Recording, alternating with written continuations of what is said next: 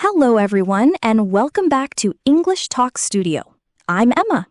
And I'm Jake. It is so wonderful to be here with all of you today. Emma, I have to confess something before we start. Oh, this sounds interesting. What is it? I am a little distracted today, and I know that is unprofessional. Distracted? Why? What is going on? Because I forgot to eat breakfast. I came straight here to record, and now I can only think about food. Specifically, I keep thinking about a really good sandwich. Jake?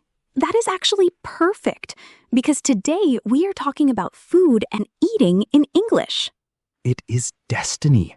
The universe planned this. I was meant to be hungry today. Well, food is one of my absolute favorite topics, so I am very excited about this one.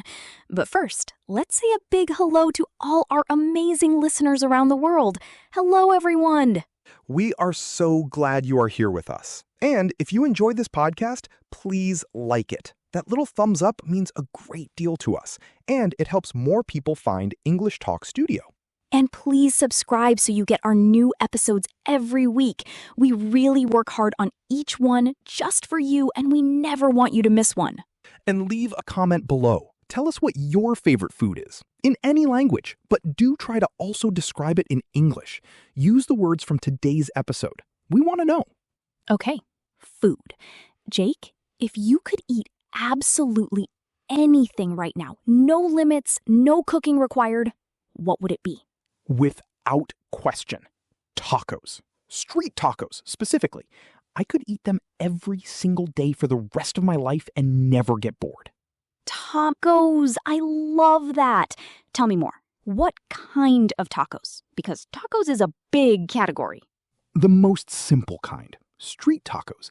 Just slow-cooked meat, usually carnitas, which is braised pork, on a small corn tortilla, topped with raw white onion, fresh cilantro, and a generous squeeze of lime. Nothing fancy, but the flavor is just incredible. Oh, that sounds so good. I love that you said a generous squeeze of lime. That is such a vivid and specific phrase. I can practically taste it. And that is actually something we should talk about. The special language English has for small amounts of ingredients. A squeeze of lemon, a pinch of salt, a drizzle of olive oil, a dash of hot sauce, a sprinkle of sugar. Yes, these small amounts have specific names and native speakers use them all the time. You will hear them in recipes, in cooking shows, in restaurant descriptions. So instead of saying, put a little lemon on it, a more fluent way is add a squeeze of lemon. It paints a more vivid picture. Learners, write these down. A squeeze, a pinch, a drizzle, a dash, a sprinkle. These will make your food descriptions sound much more natural. Emma, what about you? What is your favorite food? I love Thai food, specifically a dish called pad see ew. It is a stir-fried noodle dish made with wide, flat rice noodles, quite thick, with Chinese broccoli, egg, and usually chicken or tofu. The sauce is sweet soy sauce with a little oyster sauce. That sounds wonderful. The noodles are slightly charred from the wok, which gives them this smoky, caramelized flavor. They are perfectly chewy, not soft, not mushy, chewy, with a little resistance. And it is sweet and a little salty at the same time. Perfectly chewy. I love that description. You can really feel what that texture is like. And that brings us to one of the most important parts of food vocabulary in English, texture words. Texture words describe how food feels when you eat it, how it feels in your mouth. And English has so many good ones. Let me list the main ones. Chewy, crunchy, crispy, soft, creamy, smooth, velvety, tender, flaky, mushy, and crumbly. These are fantastic words. Let me give you examples for each one. A fresh baguette is crusty on the outside and soft, almost pillowy on the inside. That contrast of textures is part of why people love good bread. Fried chicken has crispy skin, that sharp crackling sound when you bite it, and tender meat underneath. Again, that beautiful contrast. Good chocolate mousse is creamy and velvety. It melts in your mouth almost without you having to chew. Completely smooth. Smoked salmon is silky, almost like it dissolves. And a good croissant is flaky, meaning it has lots of delicate, thin layers that crumble apart. These texture words are so useful because when you describe food, people can almost feel it themselves, even if they have never tasted it. And interestingly, these same words appear in other contexts too. A smooth jazz melody, a crispy autumn morning, a tender moment in a film. English loves to borrow sensory words. Now let's talk about taste words, because this is where many learners know only good, bad, or delicious. But English has a whole library of taste vocabulary. Yes, the main taste categories are sweet, salty, sour, bitter, spicy, and savory. But then we also have mild, rich, tangy, bland, sharp, smoky, earthy, and refreshing. Let me go through some of these with examples. Lemons and vinegar, sour. Dark chocolate, bitter with a slight sweetness. A strong curry, spicy. A bag of chips, salty. A slice of chocolate cake, sweet. And savory. This is a word many learners do not know, but it is very useful. Savory means the opposite of sweet. It is that deep, rich, satisfying flavor in food like mushrooms, cheese, a good beef stew, or miso soup. It is what makes something taste full and complete. There is actually a Japanese word for this, umami, and it has entered English in recent years. You might hear native speakers say, "This dish has so much umami."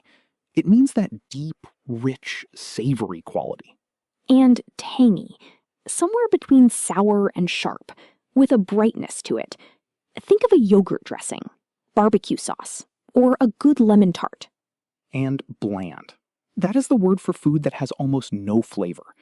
Plain boiled rice with no seasoning, or a very simple cracker.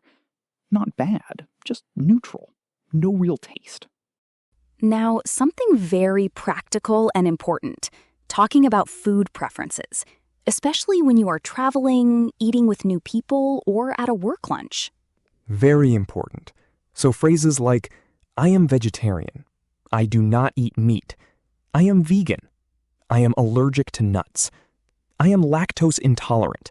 That means you cannot digest dairy products well. These can be genuinely important for your health and comfort, so it is really worth knowing them clearly. And then lighter preferences. I am not a big fan of fish. I prefer spicy food. I love trying new cuisines. I tend to avoid very rich food. These are softer ways to express what you like and dislike. And here is something useful for when someone serves you food at their home or at a dinner. Phrases for politely saying something is not quite right for you.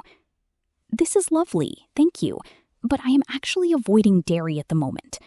That is polite and honest without being rude. And the opposite, expressing that something is delicious. You can go far beyond just good or nice. You can say, this is absolutely incredible. The flavors are so well balanced. It is rich, but not too heavy. The seasoning is perfect. This is honestly one of the best things I have ever eaten. Well balanced is one of my favorite food phrases. It means all the elements work in harmony. Not too much salt, not too much sweetness, not too much acidity. Everything is in the right proportion. Chefs love that phrase too. If you tell someone their food is really well balanced, they will be very happy. Now, we have a wonderful listener story to share today. This one comes from Fatima in Morocco. Fatima is a food blogger. She writes about traditional Moroccan recipes in English to share her food culture with people around the world. That is such a beautiful thing to do. Food really is a window into culture. Fatima wrote to us and said, "Before I started paying attention to food vocabulary in English, my recipe descriptions were very basic. I used the same simple words every time. Now I use texture words like flaky and tender, taste words like tangy and savory, and specific phrases for describing how things look and smell. My readers from other countries tell me they can actually imagine the food and feel excited to try making it. English Talk Studio helped me find exactly the right words. Fatima, that is so beautiful. Using English to share your culture and your family recipes with the whole world, that is a truly wonderful reason to learn a language. Food connects people across every possible boundary. Language, culture, geography. Food breaks all of those walls down. And Fatima showed us that finding a personal reason to learn vocabulary, a reason that matters to you, makes everything stick so much better. Fatima, we are genuinely inspired by what you are doing. Keep sharing those recipes. Everyone listening is now very hungry. So hungry. I need to eat after this episode. Okay, let's wrap up. Today, we learned the language of small ingredient amounts. A squeeze, a pinch, a drizzle, a dash, a sprinkle. We learned texture words: chewy, crunchy, crispy, soft, creamy, smooth, velvety, tender, flaky.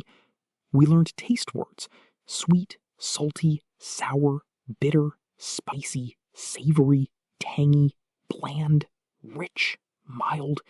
And we learned useful phrases for expressing food preferences and dietary needs, and for describing dishes beyond just good or delicious. A very rich episode, pun intended. Now it is your turn. Leave a comment below describing your favorite food. Try to use at least one texture word and one taste word. We will read every single one. Thank you everyone for joining us at English Talk Studio. You are wonderful, and we love making this for you. Please like this episode, subscribe to the podcast, and we will see you next week. Goodbye, Jake. Goodbye, Emma. Bye, everyone. Go eat something absolutely delicious and think about how you would describe it in English.